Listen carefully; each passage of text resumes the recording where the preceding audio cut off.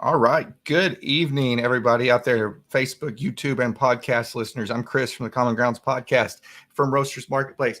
And happy Veterans Day to all my brothers and sisters out there that served in the United States military. We really appreciate your service here at Roasters Marketplace. And tonight, we've got a really, really special show. We've got how many people I got down in the green room? I think I got five other coffee. I've got five coffee roasters sitting out, waiting to jump on. We've got Donnie and Mike from Project Buna. We got Jose from Third Day Seguin. I've got Doug from Fuzzy Monkey, and I got Papa T from TNT Coffee. I should, cross your fingers, hope to have a couple more guests pop in as the night goes on.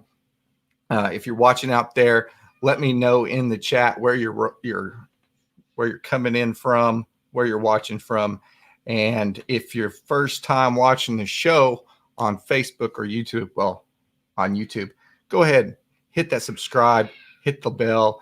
That way you can know when my velociraptors are attacking each other in the background and we go live. So let's go ahead and roll the show out with a little Dom Coors.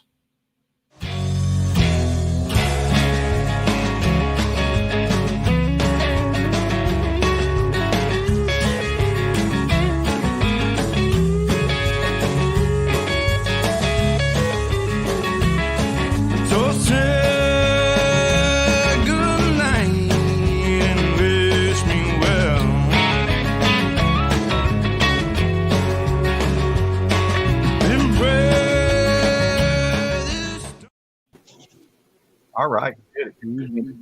How's everybody doing today? Hey, Chris. How you doing? Good. All right. So we'll get started. And I already rolled a little bit of the intro with what's going on tonight here. And the cool thing about Veterans and Roasters Marketplace is that we all kind of work together, or at least that's the vision and the mission, to supply our customers at Roasters Marketplace with some really, really good coffee.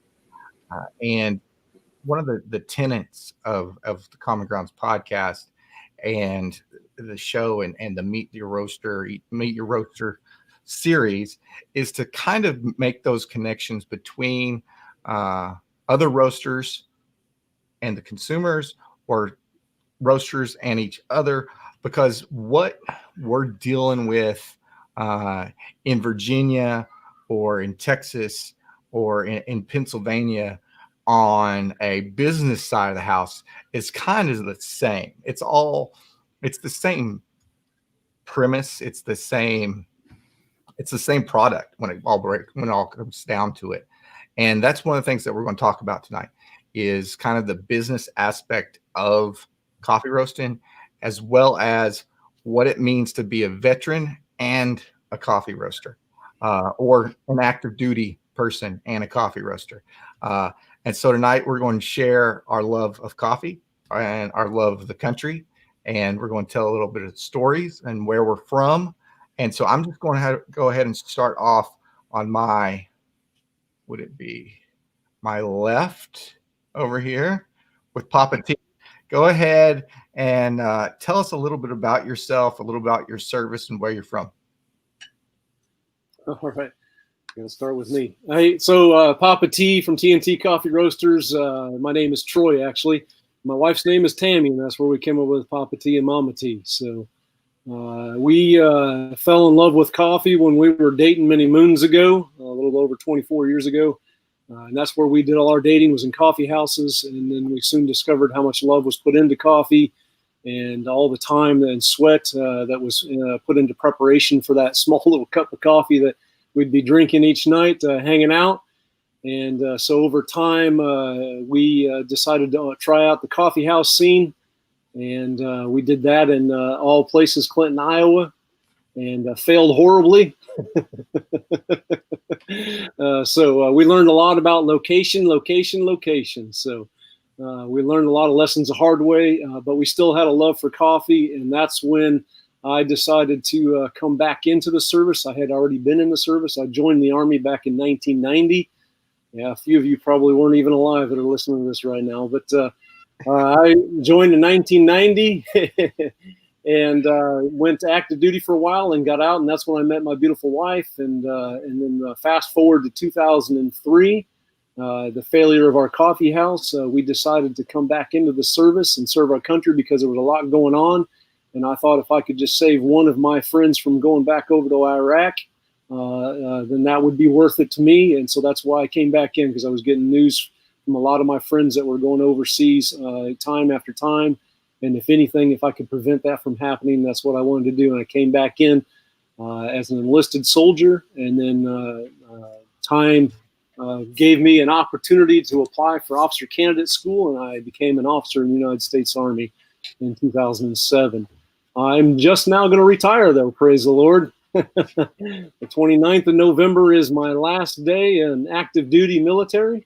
Over the last probably 10 years, I've been roasting coffee in a gas grill modified coffee roaster that I've been dragging around the world with me. Everywhere I've gone, I've had that roaster with me, and a lot of people around me loved the coffee that was coming out of that. A lot of trial and error, but as time went along, I learned, and just recently I bought this beast that's sitting behind me and decided that for retirement I would transition into doing this full time. So I'm just now getting back to my hometown in Texas, in Waverly, Texas, getting set up, and I look forward to serving some great coffee to those who are interested in having good coffee.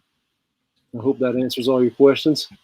I think we're good. I think you covered it. Good job. And I'm going to throw Mike under the bus here. Mike, when's your birthday? 1992. I knew it. Oh, that's all right, Mike. We still love you. So, congrats on the upcoming retirement. If you didn't know, we're definitely probably going to give each other a hard time for the whole show, because that's just what happens. So I appreciate your service, Papa T, and I can't wait to get out of head up the road and meet you here in a few weeks when you get all set up and going. I might have a couple sidekicks with me, but I don't think you'll mind. Bring them on. All right, Doug, you're up. Hey, I'm Doug Simmons from Fuzzy Monkey Coffee. We're based in Slippery Rock, Pennsylvania, which is just north of Pittsburgh, about 50, 60 miles.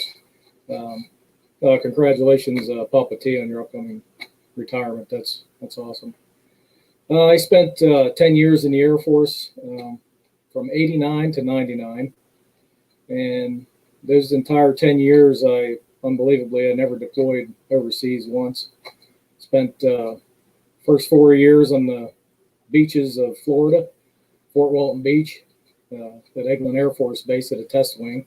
That's one of the reasons why I never deployed. But we were known for the rapid development and deployment of the first bunker buster bomb. We developed and deployed that in 10 days. That was so that was pretty cool. And then the last 5 years I spent at NSA. So of course, when you're there, you don't deploy much either. So it was an interesting assignment, to say the least. But the one nice thing was that I served there with civilians, obviously, but every branch of the military was assigned there as well. So there was a lot of interaction with the different branches. And the only unfortunate thing I would say about it was I had to live in Army housing. So that was the downside, especially if you ask my wife. So, but other than that, it was pretty cool assignment there. So, and then go ahead. Nope, go ahead. I was just going to transition into the coffee side of it. About 2 years ago, my oldest son and I, who are big coffee drinkers, we had chatted about, maybe starting a coffee business for, just joked about it for, I don't know, a year or two. And then finally just got the itch, I guess I could say, and told him, I said, if we're going to do it, let's do it. So we just jumped in, and that's been exactly 2 years ago. It was, 2 years ago, November, we started it up, and been kind of just crawling for the last couple of years. But we had big plans for this year, but a lot of those were obviously stifled for obvious reasons. And, with all the big events being canceled and stuff like that. So that's when we got into this year and really into the farmers market and area. And that went well. I guess we went to 3 different farmers markets, and that really builds your base up quite a bit locally. It was really good, better than I expected, but enjoyable at the same time too. So, but other than that, now cut my time off. Say we got some more guys to go here. All right, Jose, you're up. All right. So I joined the Navy before Mike was born. Did you say you were born in 1992? Sorry, man, but I joined in '89, and and I did four years, and then I extended for 9 months when Mike's wife got pregnant, and pretty uneventful. I mean, aside from meeting up with drunk Marines in Tijuana, it's about the only action that we saw. We actually geared up to go to the original before Kuwait, and our ship broke down in between San Diego and Hawaii. So while the rest of the fleet was going out overseas, we were getting tugged back in by ocean-going tugs. It was humiliating. It was terrible. But I God's got a purpose for everything, and so I got out of the service, and I struggled for a long time, even for work. And you just can't find the ship, all of the Navy guys, shipboard life is dynamic, and you have no idea what you're going to do today or what you're going to do tomorrow, what's going to break or what's going to pop up. And so the civilian sector doesn't really have a whole lot to offer in that department. And I eventually landed about 10 years ago. I landed as an NSA contractor in San Antonio, and that's where I'm at now. I am going to officially retire from the workforce in February, and I'm going to do coffee full time. And so that's amazing and terrifying all at the same time. And so how I got into coffee, that's a strange one. I went in 2014, went to go visit my daughter who had moved to New Zealand after high school because she met some guy on Xbox 360, something that younger guys can relate to, not me so much. But my grandson was born in 2014. We went to go visit. And for the first time in my life, I grew up with my dad with a percolator, right? And so first time in my life, I had fresh roasted, made to order coffee. And I didn't know.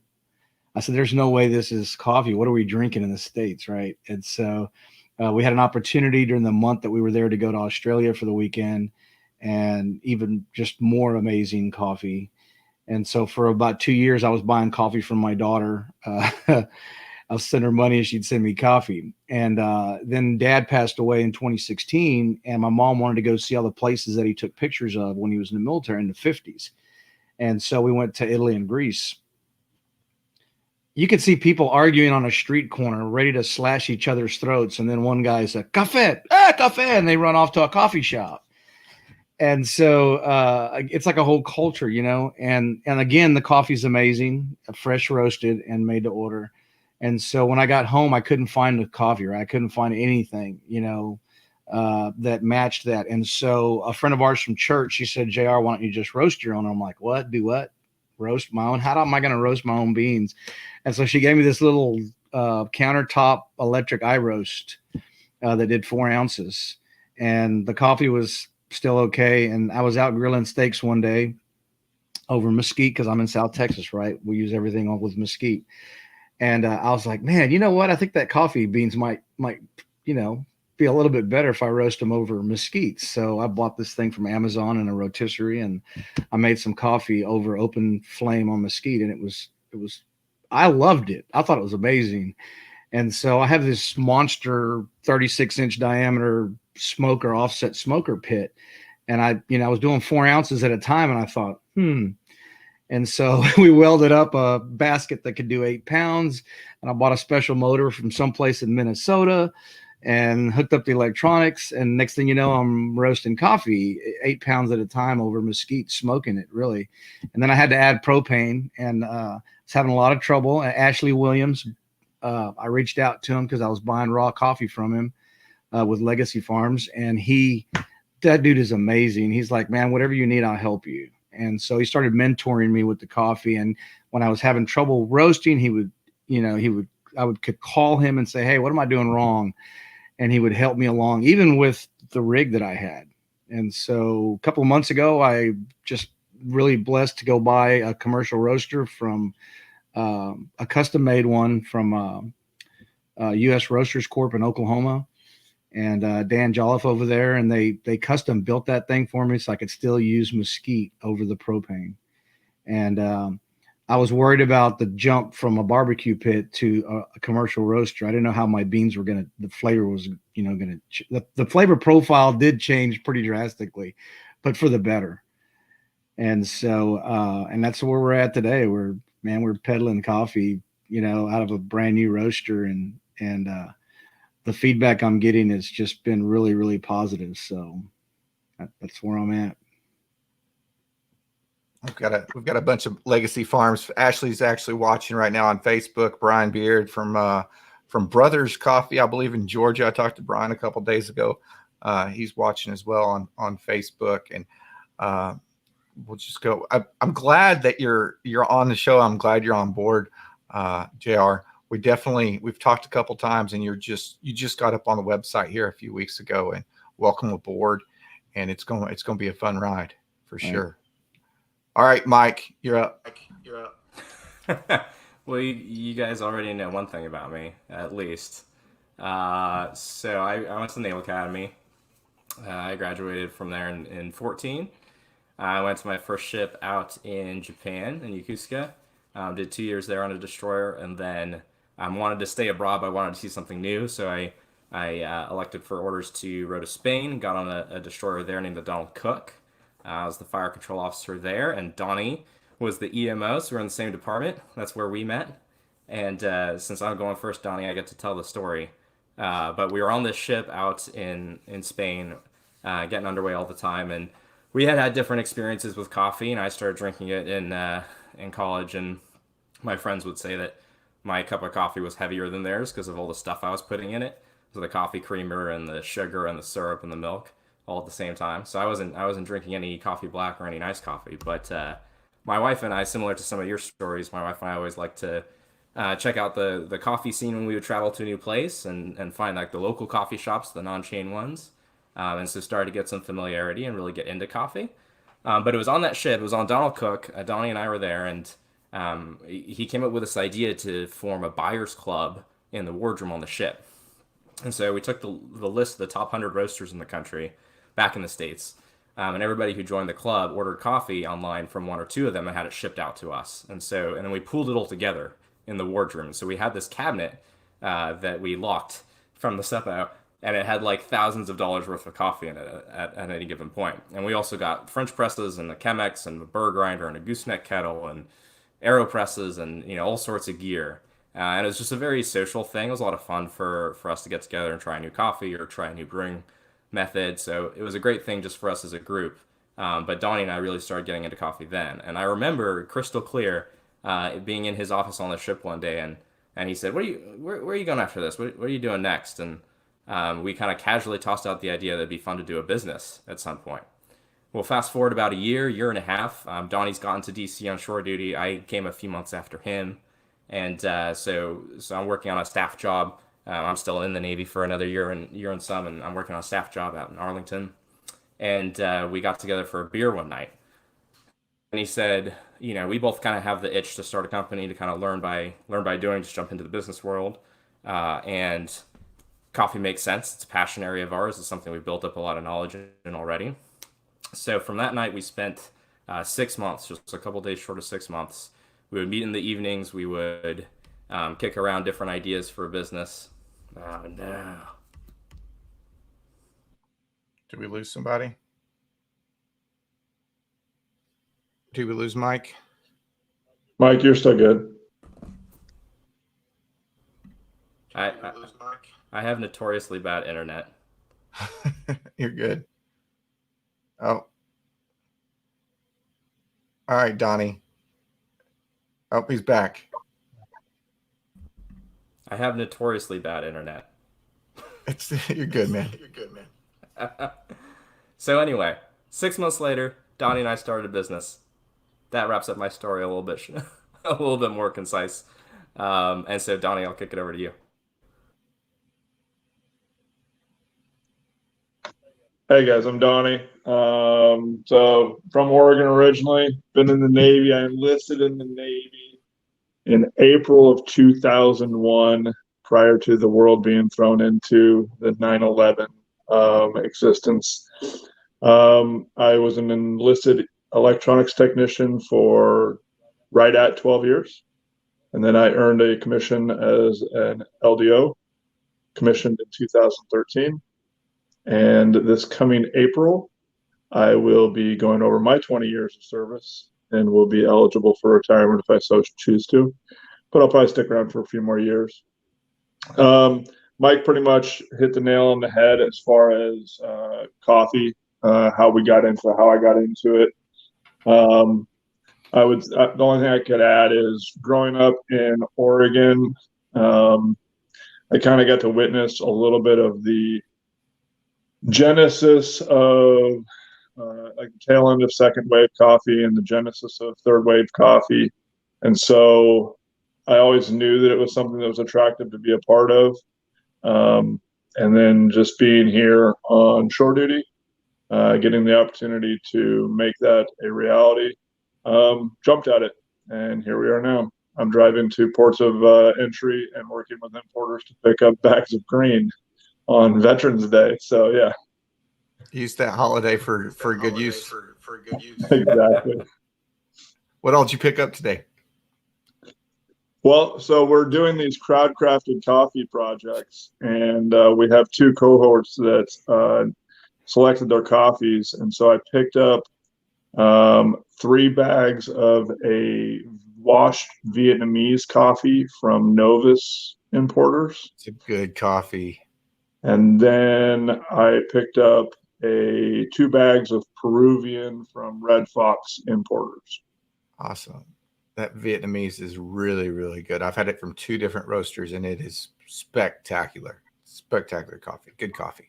Yeah, our buying agent that's working with us, she gave us some tips on what to look out on roasting it. So we're looking forward to doing some test batches later this week and moving forward with that project. That's awesome. That's awesome. Well, thanks for coming on the show tonight, Donnie and Mike and JR, Doug, Papa T. Really appreciate y'all coming on the show. I've really never got into it with the audience on my background with the military. I joined almost right out of high school, right into the Army in 2000. Like January 6, 2000, I left for basic training. That was Bill Clinton was still president for like 26 days or something like that at that point in time. I went in the military as a 92 Golf into the Army as a food service specialist. And that is where I stayed for about 2.5 years till I went to my first deployment to Iraq. At that point in time, 2004, I guess it was. So 2004, they didn't need cooks anywhere. And so they were farming you out to different spots. And one of those spots that they would farm you out to, if you volunteered for it, was patrol duty. And being how I am, I jumped at the chance to do that and had an interesting enough experience that I decided to switch over to being infantry. So in 2005, when we came back, went to infantry school for a good bit of time, switched MOSs, pulled some strings, and was actually in my infantry unit way before I was actually MOS qualified by the Army. Luckily enough, I'd gotten to a firefight with the sergeant major of the unit I was transferring with, and so he pulled some strings and got me over prior to ever getting to proper MOS rating. Spent the rest of my time as infantry up till 2010. I decided, well, I shouldn't say I decided, the Army decided that I was going to be a drill sergeant. And if you saw my IG photo today, I spent 3 years as a drill sergeant at Fort Leonard Wood, Missouri, and had an interesting time, to say the least. It was a good transition spot for me. I'm Well played.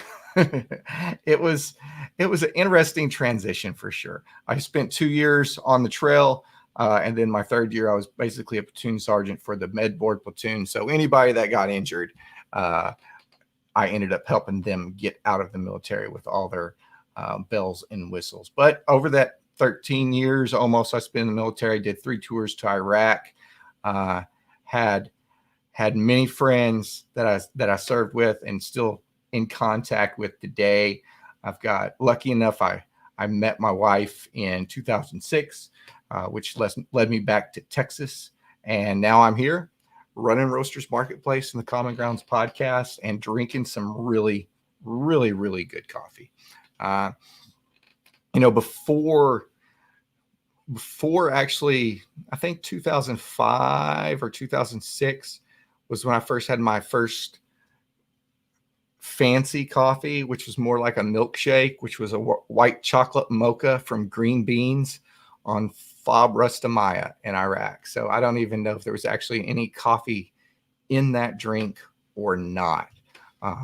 But that was our thing to do when we came back to the Fob for a couple of days, was to go get a coffee, go get real food, get a shower, and relax for a couple of days before we went back out to the patrol base. But after that, got out of the military 2013 and proceeded to go to school for a little bit, got my bachelor's in history, nothing to do with coffee again, and then fell into specialty coffee a little over a year ago. Looked at building a website for a coffee grower from Guatemala, and that's how I ended up here. Started buying coffee from different small batch coffee roasters, and really, I just fell in love with the fact that, you could really engage with the guy running the Instagram account that you were messaging was the guy roasting your coffee, and I love that connection. And everybody here that I'm talking to, and a lot of people out there listening and watching knows what I'm talking about when this is really it's the connection of the coffee that really drove me to it, by getting on the internet or going to a farmer's market and finding this really, really good product and connecting with the person who roasted it. And everybody's got a cool story. Everybody's got a neat story how they came into specialty coffee. And that was kind of the genesis of Roasters Marketplace and the Common Grounds podcast and doing this whole show. And it allows me to engage with coffee roasters. And what I figured out real quick was there's a bunch of veteran-owned coffee companies. It's kind of popular.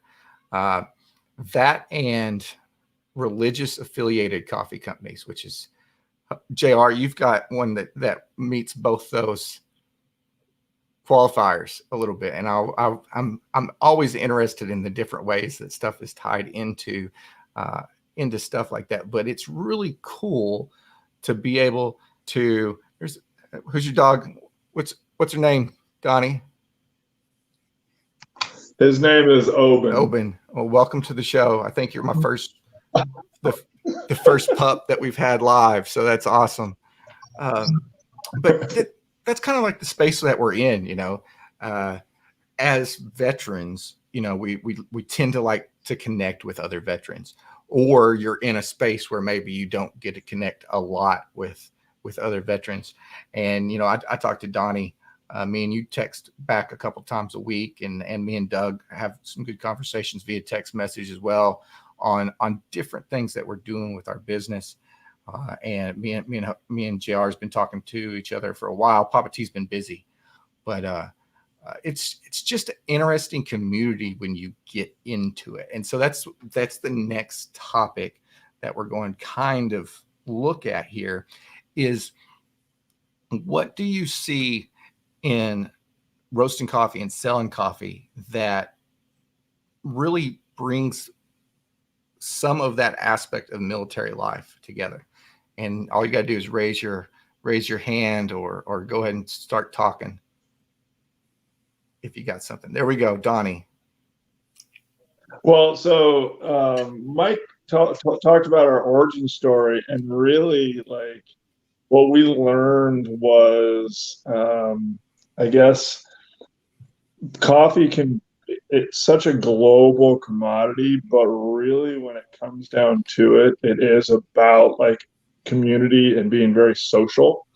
And in the military, you find your tribe, you find your unit, you get the esprit de corps.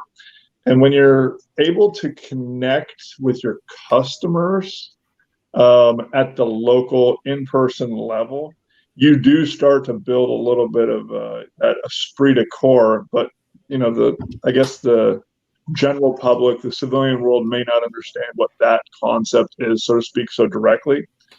And for us, I've talked to you a couple times about it, Chris. And I mentioned it earlier, the crowd crafted coffee projects, where we're bringing people together that have some type of connection, whether it's their workplace, another military unit, a social club, and getting to teach them about coffee.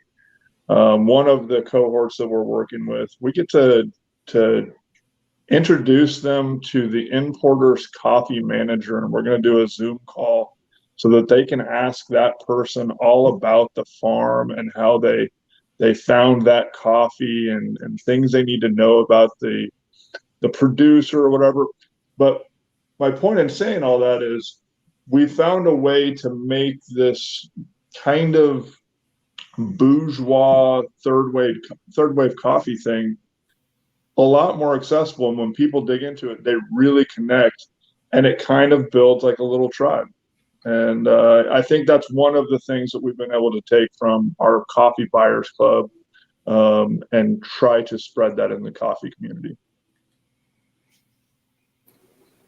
That's awesome. JR, Doug? I think, yeah, I was just going to say, I think I've found that, with talking about the military service and the coffee businesses, there's really, they're both melting pots of personalities that you might not otherwise have had the opportunity to enjoy. People come from small towns, go in the military, and they start socializing and meeting and talking with people they probably never would have thought about even or had the opportunity to talk to or meet.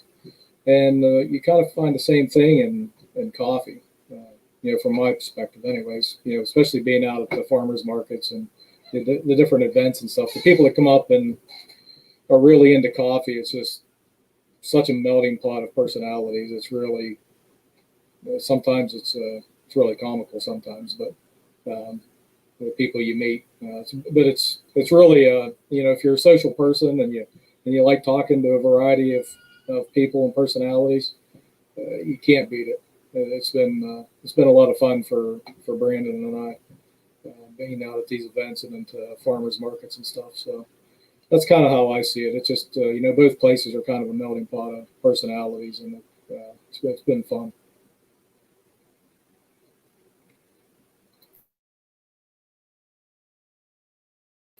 You're muted, Chris. Sorry, we got crying children in the other room, and I wanted to be quiet a little bit. JR or Papa T or Mike, what do y'all got to say on that subject? I'll I don't have a huge. I can't really say the way the other guys did about how they connected with the with the coffee with the military, because I had terrible mess deck coffee in the Navy, and coffee wasn't a thing for me yet. So it wasn't until much later, that I found what real coffee was. But what I have noticed, and of course I am by no means trying to limit myself to the 3% community, right? Because we're a small community worldwide. of veterans, but I do know that when I get orders from my brothers and sisters, and you can, I've got a bunch of vets that I've sent coffee out to. I belong to the group that Chris belongs to, Coffee, Coffee, Coffee. There's 118,000 members in there, and somehow you always gravitate to veterans, and I don't understand. I mean, it's just the thing that we do, right, with just about everything. And so when I send coffee out, I have a conversation with the individual before before they even order coffee, and I try to find something, just some little tidbit about their service. And so like Doc Jocelyn, he's got a podcast in Alaska. It's called Bullets to Beans, and he does a little bit on coffee every show that he does. And he was a 20-year combat medic, so he's got some pretty neat stories, and he's got some pretty neat characters that he brings on the show. But he does this little bit on coffee. And so just in our talking, I found out that he liked Scotch, and I found out that he had a Bronze Star, he was deployed and all this and that. And so when I sent him coffee, yes. And so when I sent him coffee, I sent him, I put I print out the Bronze Star on I use craft bags, right? And so this one here is for my neighbor. His dad was in, I don't know if you can see it. See, it's got the Army logo. And so I try to personalize stuff like that. And then I found out, they like Scotch. And so I fixed up a batch of Ashley's coffee with a little bit of salted caramel flavoring and 2 shots of 16-year single malt Scotch. And, it just came out really good. But, and I'm, like I said, by no means am I trying to isolate myself just to military, because obviously the market is I think it's 87% of the U.S. population that drinks coffee, and 60-some% of that drink more than once a day. So the market is huge as far as that goes. But, for some reason, I don't know, it's just our nature, right? I'm going to have to go see Donnie.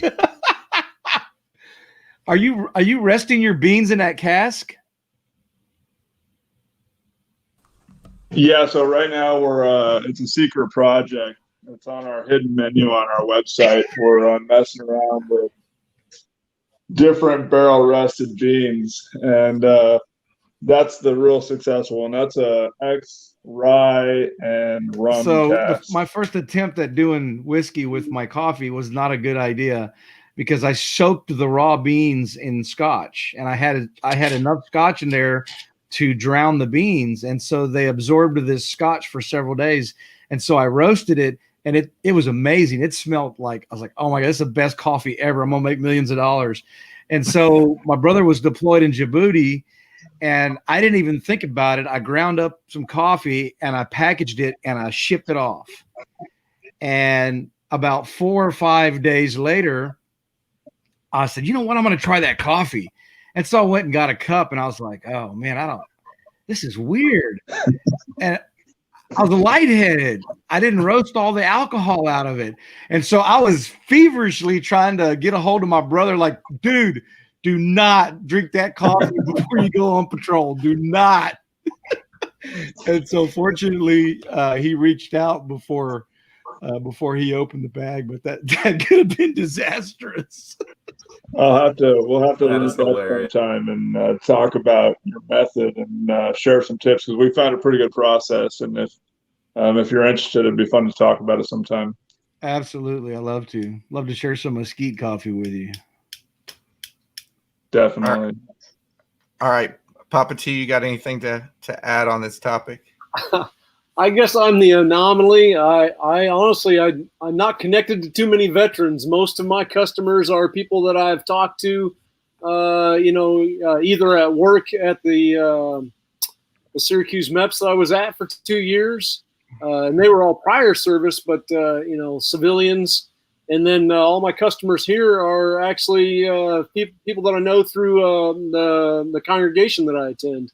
And none of them have ever served in the military before. And so a lot of times they of course, thank me for their, for my service, and I, of course, respond by saying thank you for paying your taxes. That's what pays my check. I'm just crazy that way, I guess. I don't know, but hey, I love coffee. My whole world has been around coffee for years because, again, I'm an anomaly in the fact that I haven't drank a drop of alcohol in over 30 years, and it's always been coffee. I've always been on pursuit for that perfect cup of coffee, and I've always been drawn to Ethiopian coffee for some reason until I met Ashley Williams on Facebook, and he sent me some of his Honduran coffee. And I started roasting different variations of his coffee, and fell in love with that as well. I've got a special, I guess, connection with the Finca Anna coffee, partly because I understand the story behind all of that. And I'm hoping to bring a bag of her coffee on board and start promoting her coffee and trying to help support her and her family. And I really like to try to start connecting the farmer with the people who are buying coffee for me.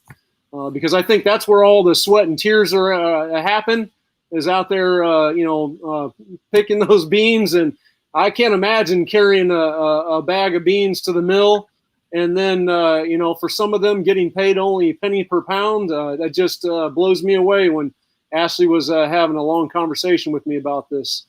And schooling me on that. It just so that's why I want to make sure that hopefully I'll be able to connect with the farmer and then give them the due diligence what's due to them for the coffee that they've gone out there and worked so hard to bring to us, so that we can enjoy that cup of coffee. Have that little love in a cup of coffee. So that's just kind of where I'm coming from. I think a little bit of it, and I'm going to jump in here before I turn it over to Mike, before I lose my train of thought on it.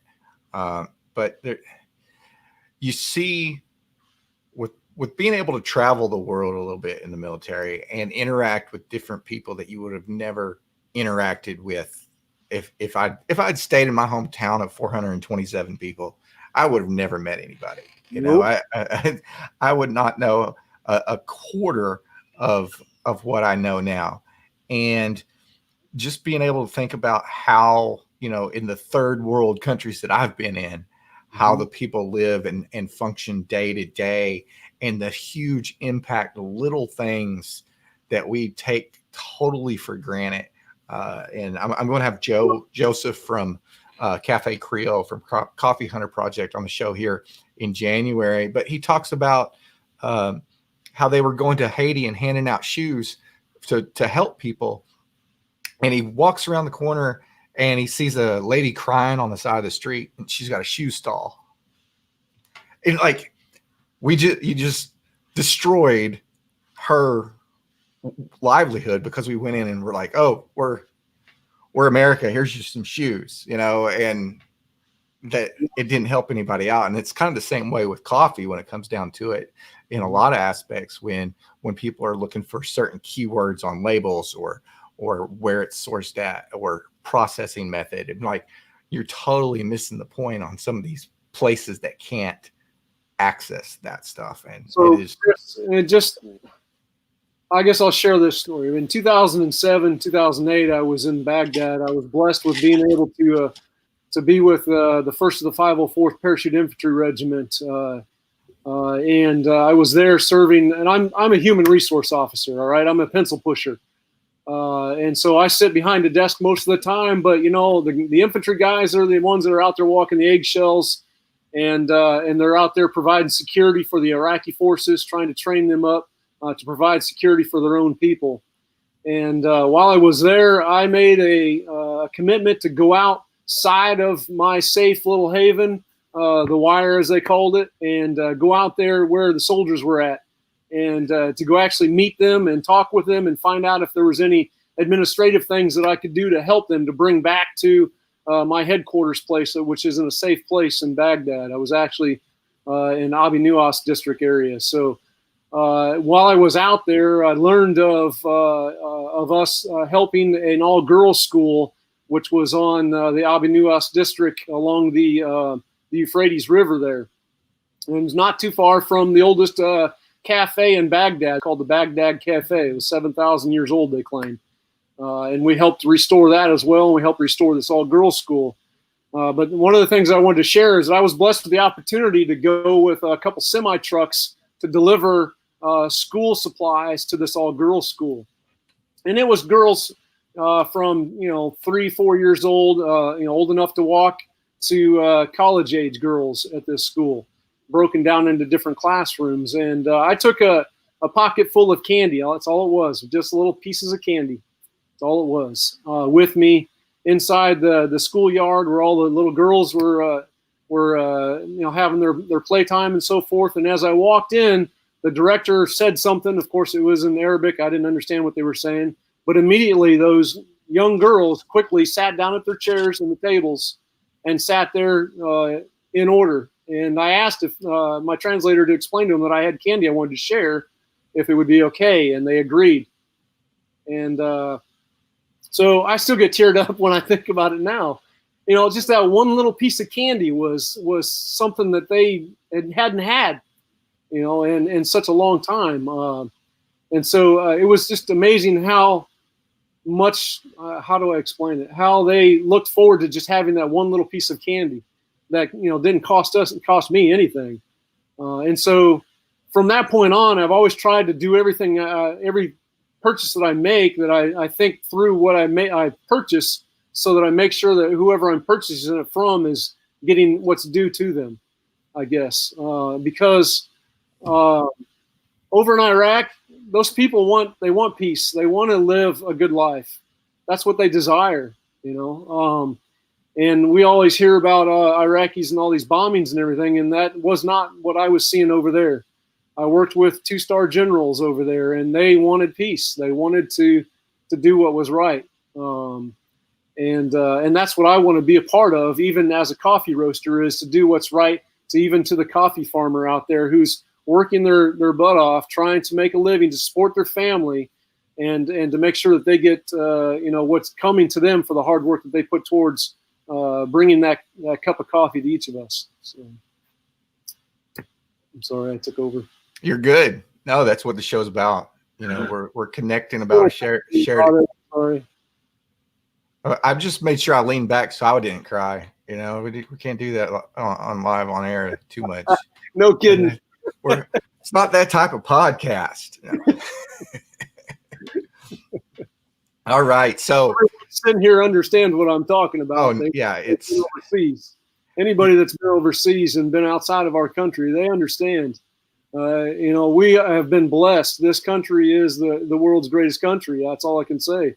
Yeah. Everywhere I've gone, I've been to multiple countries, and everywhere I've gone, I have discovered that we are blessed, and there's no reason for us to complain about anything, not even the election. 2 years ago, people were fighting over chicken sandwiches in the street. They were. And Popeye still makes a really good chicken sandwich, and there's not a wait, which is really cool. It's not that great. It's just it's pretty good. It's not so great where you got to go beat somebody in the street. So when we're looking at and we're going to go down the rabbit hole of sourcing a little bit for a few minutes here, but one of the things that I set out to do when I started Roasters Marketplace and started talking to, I had this mindset and it was real quick to change when I started talking to coffee roasters and that started exploring on sourcing and where you're getting the coffee. And I think now my second or third question when I start talking to a coffee roaster is, okay, where do you get your beans? Where do you get your beans? Where are you sourcing from? What are you taking? What types of steps are you taking to make sure what you're getting is responsibly sourced to as much as you can at the end state? Because a lot of farmers don't have the ability to trade directly to coffee roasters, and still have to go through brokerages or importers and stuff like that. So, but it's so important where we source these amazing coffees from. But anyway, I'm going off on a tangent on that one. Mike, you got anything on there?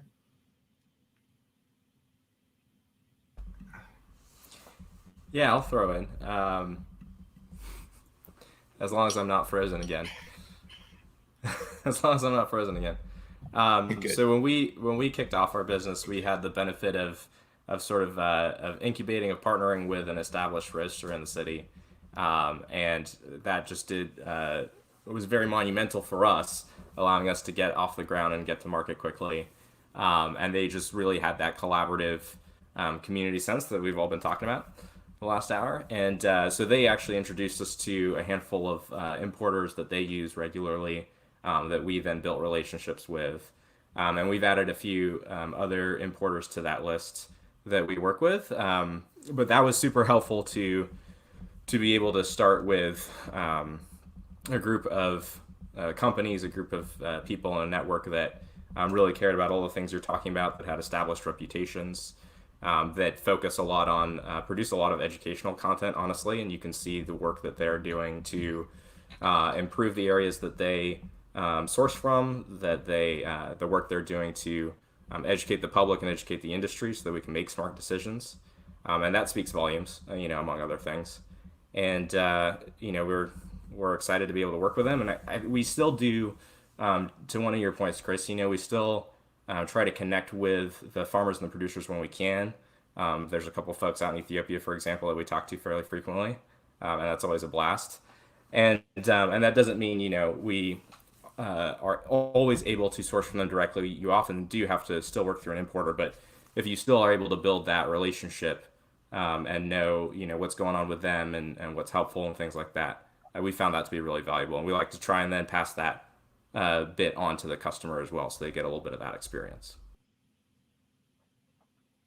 That's awesome that you're able. It's talking to somebody in Ethiopia about coffee is just kind of cool. That's. Oh, I haven't had too much contact with different. I've talked to Ashley. Ashley's watching. He owns Legacy Farms.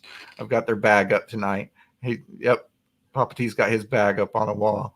But he was one of the first guys I talked to that really got into the meat and potatoes of it all. And I tell you what, Donnie and Mike, y'all gotta hook up with him. Doug, y'all do too. This is now a Legacy Farm sponsored podcast.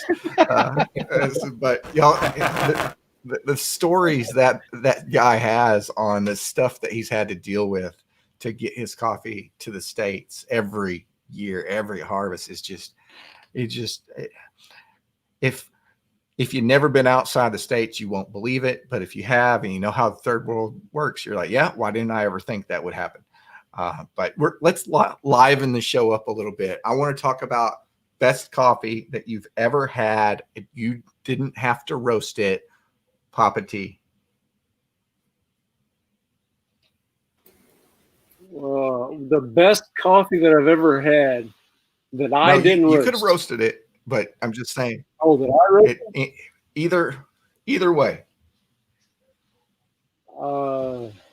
Well, I'm real prone to Ethiopian coffee because I really enjoy the blueberry notes. So I would have to say there was an Ethiopia Guji that I roasted probably about 2.5 years ago, 3 years ago. I was amazed with. And actually, I think I got that from Genuine Origin, if I'm not mistaken. So yeah, in the last 3 years, that would probably be the best. But just underneath that would be the Think Anna. I was really surprised by Think Anna, and I actually the Honduran coffee I was a little scared to try until I met Ashley, and he convinced me to try it. Because I've been so stuck in a groove with Ethiopian coffee ever since my intelligentsia days. Because that's what I sold at the coffee house years ago, was intelligentsia. That was actually, my crew was one of the first crews that Intelligentsia sent a whole crew down from Chicago to teach them how to make espresso. In order for us to actually sell their coffee, they sent a crew down to us to teach us how to make the coffee before we would be able to purchase from them. That's cool. That was back in 2001.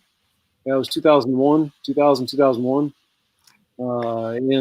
Yeah, so Intelligentsia coffee was always real good back then that I can remember anyhow.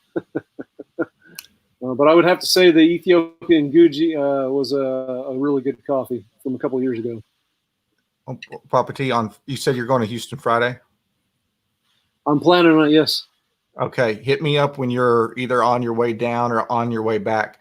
I have some Ethiopian whoosh whoosh that I will be glad to share. Okay. About 80 grams with you. I've got a little bitty bag. But no more. You aren't getting 85 grams. All right. But that sounds yeah, I'll meet you on the side of the road. We'll trade some coffee, whatever we need to do. Chris is rationing it out. It's good. 1 minute. Donnie's down there. What are you sniffing on, Donnie? Okay, so I'm going to give you 3 answers, right? So the first coffee that I fell in love with, or first coffee roaster that I fell in love with, was a roaster up in Wisconsin, JBC Coffee Roasters. They do a 90 plus line. And so that's the roaster that I fell in love with first. My favorite coffee that we have roasted is a natural Ethiopian from Guji. Awesome coffee. And we got to interface with that producer, and it was a trip during COVID. He reached out to us so he could understand what coffee shop culture in America was like during COVID. He was super worried. But the best coffee I've had to memory is from Seal, right? This 90 plus offering from Panama, it's on another level. Okay, this coffee is when Mike and I sat and cupped this, the aftertaste stuck with me literally all day. That was a varsity experience. That coffee right there. I'm looking forward to Panama. it. So Donnie gave you 3 answers. I'll give you 2. Yeah, let's go up to Doug. Let me bounce back up to Doug. We skipped Doug. Oh, sorry. Doug. No, that's all right. Enjoying the conversation. So there's several origins that we really haven't even touched on yet. So, but with what we have done, my favorite by far is probably the Costa Rican coffees. Specifically, we usually try to stay with a natural processed, and I don't know. I just like I can go between the Colombian that we roast and the Costa Rican, and I like them both. But if I jump into that Costa Rican, it's just enjoy the citrusy, the floral notes to it. Just really stand out, and it's a favorite of ours for sure.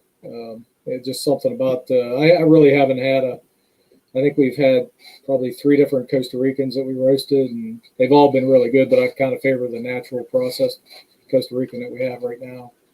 And it's you guys are talking about the Ethiopian, and that's we have that on our radar to get that in house and start working on it. That's been on my radar for quite some time now, and I just never have time to jump into it. But the way you guys keep, everybody that I talk to about the Ethiopians are just, it's what it's all about. So I'm looking forward to jumping into them. They're definitely an interesting experience, and we'll drop back down to Mike.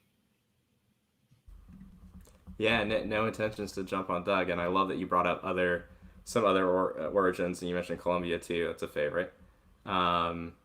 So I'll my 2. I won't talk about ours. When I was in Annapolis, there was a company called Ceremony, and there still is. They're doing really well. Ceremony Coffee Roasters, and they were some of the first specialty coffee that I ever had. And they were started in Annapolis. They're also in Baltimore now, so I love to give a shout out to them, and I visit them every time I go back to those towns. So a lot of love for Ceremony. And then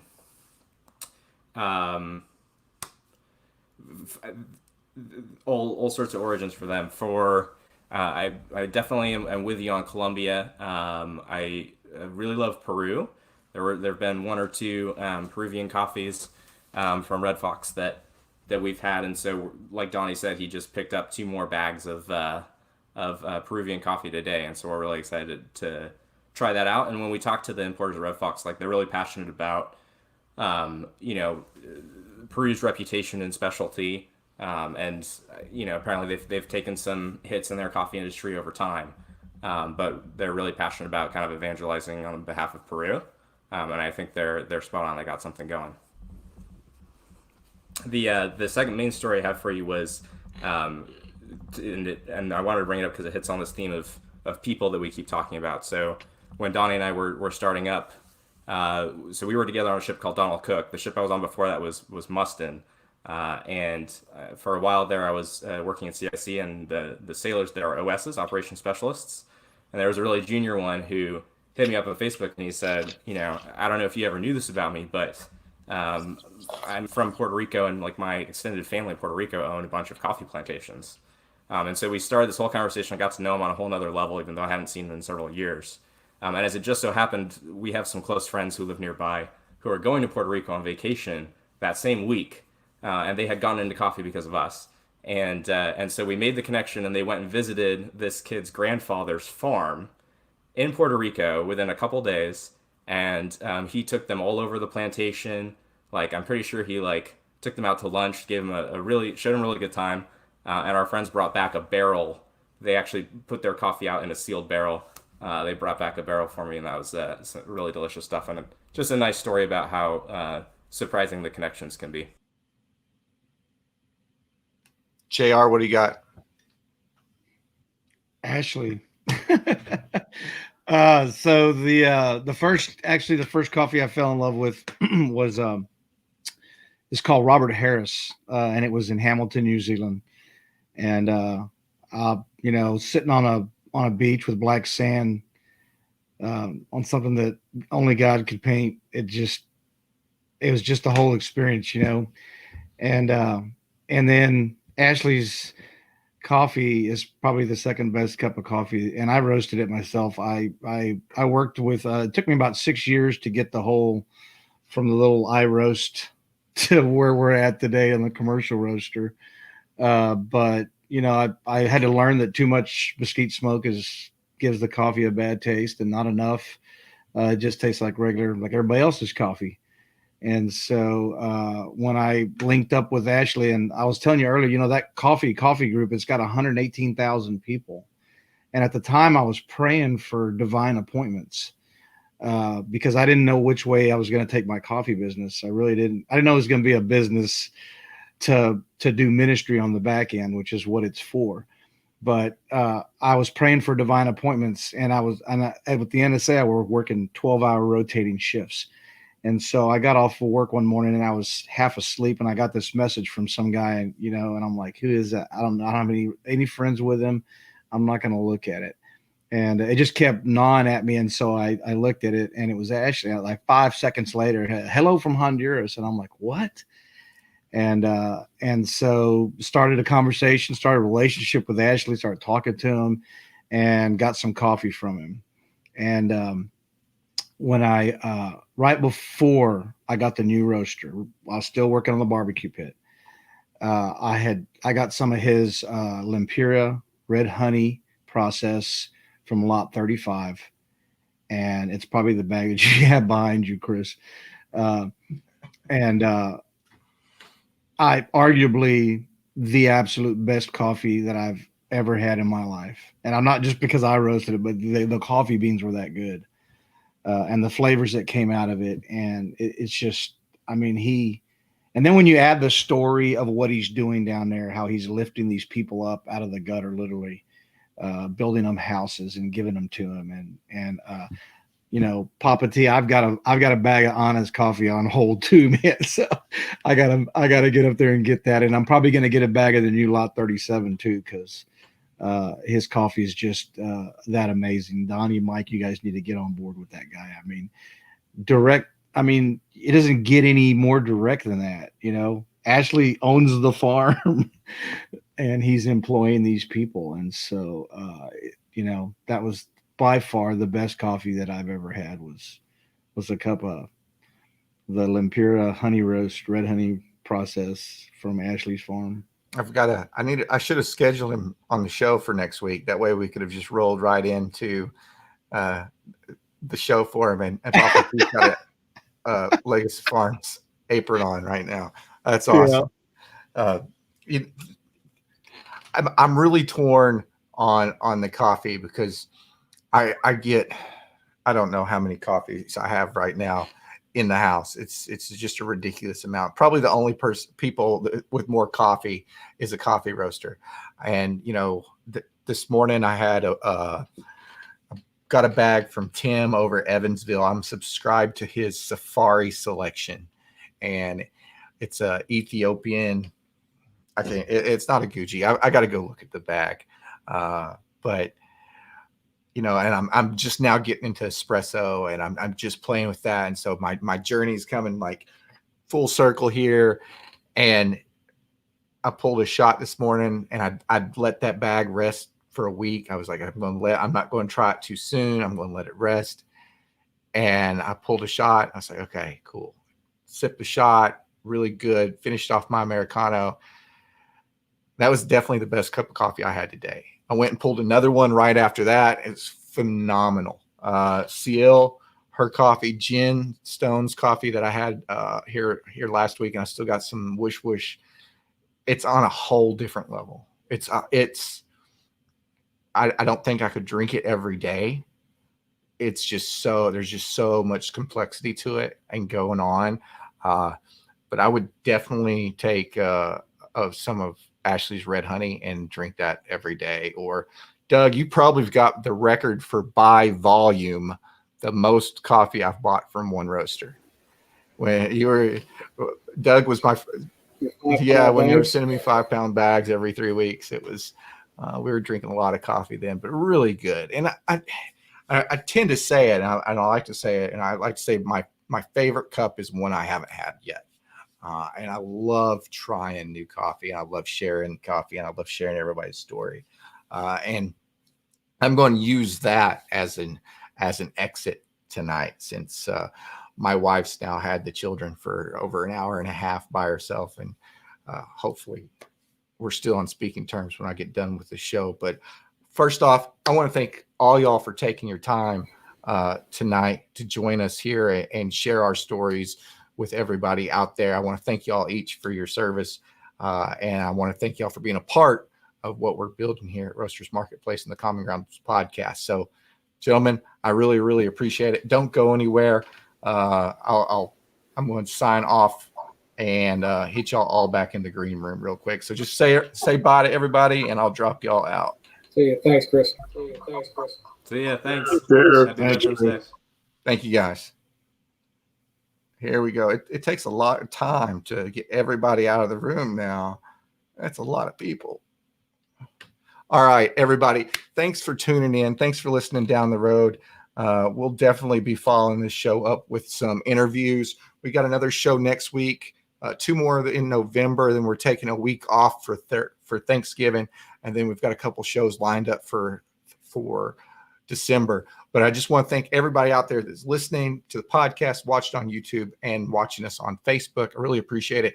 We broke 3,000 views on YouTube and over 2,000 downloads this week. Not this week, but overall for the podcast. And I really, really appreciate y'all's support and watching the show. You can check us out on Apple, Spotify, Amazon Prime now. We're all over the place. Your favorite podcast broadcast station, wherever you want to find us at on YouTube. Thanks for watching. Visit us at roastersmarketplace.com. Have a great night, and we'll roll out with a little Dom Coors, who is also a veteran. Cheers.